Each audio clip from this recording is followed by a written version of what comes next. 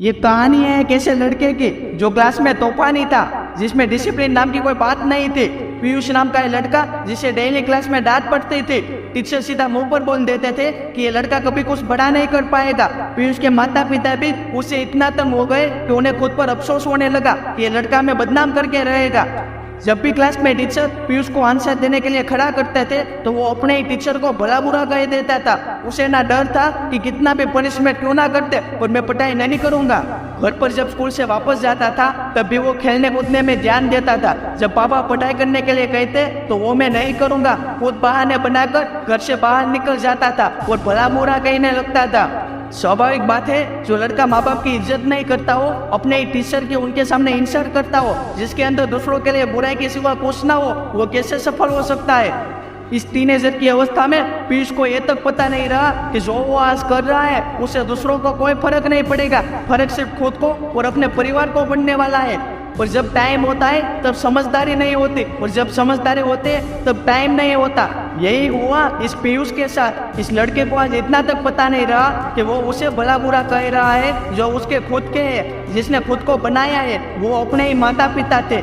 कुछ महीनों तक ऐसे ही पीयूष की कहानी चली। घर पे तो खुद के माता पिता सहन कर लेते थे, लेकिन एक दिन पीयूष से तंग आकर स्कूल के प्रिंसिपल ने पीयूष को पापा को बुलाया और पीयूष को स्कूल से बाहर निकलने का लेटर दे दिया। उस दिन पहली बार पीयूष के पापा की आंखों में आंसू आए। उसे अपने ही बेटे पर गिल्टी फील होने लगा, लेकिन पीयूष को उस दिन भी कोई फर्क नहीं पड़ा। उसके अंदर बुराई इतनी हद तक बढ़ गई कि उसे सभी से नफरत होने लगी। हर एक की किस्मत का सिक्का पलटता है, वैसे पीयूष की जिंदगी भी कुछ ऐसी घटनाओं से सामना हुआ जिसने उसकी जिंदगी बदल दी। जब पीयूष रास्ते से जा रहा था तब सड़क पर रहते एक नन्हे गरीब परिवार की बातें उसकी कानों पर पड़ी।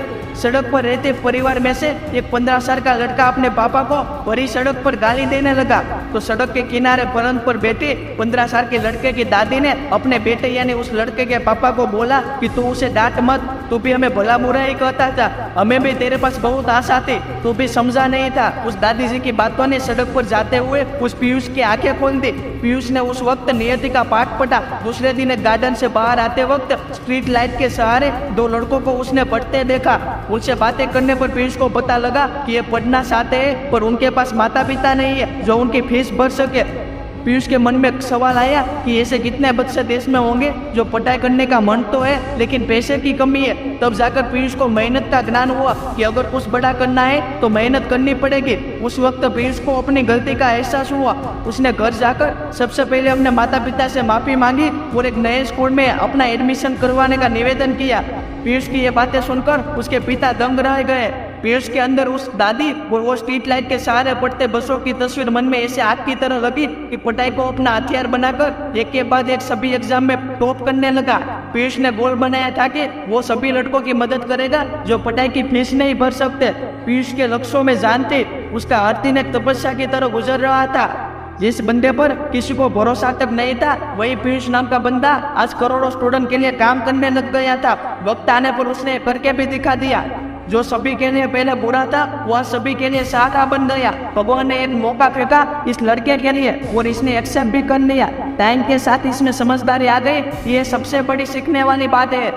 किसी के पास टाइम होता है तब समझदारी नहीं होती, और जब समझदारी होती है तब टाइम नहीं होता। इसलिए अपने टाइम का उपयोग भी उस जगह पर करो जहाँ से आपका भविष्य बने, क्योंकि 20 साल के लड़कों के पास पढ़ाई का उतना महत्व नहीं होता जितना 60 साल के एक आदमी के पास होता है। आज के बाद जब भी मन पढ़ाई से दूर भागे तो उन विद्यार्थी के बारे में देखना जो पढ़ने के काबिल तो है लेकिन फीस की वजह से पढ़ नहीं पाते। युवा शक्ति आज देश की सबसे बड़ी शक्ति है। आप में आज वो काबिलियत है जो आपको सर्वोपरि बना सकती है।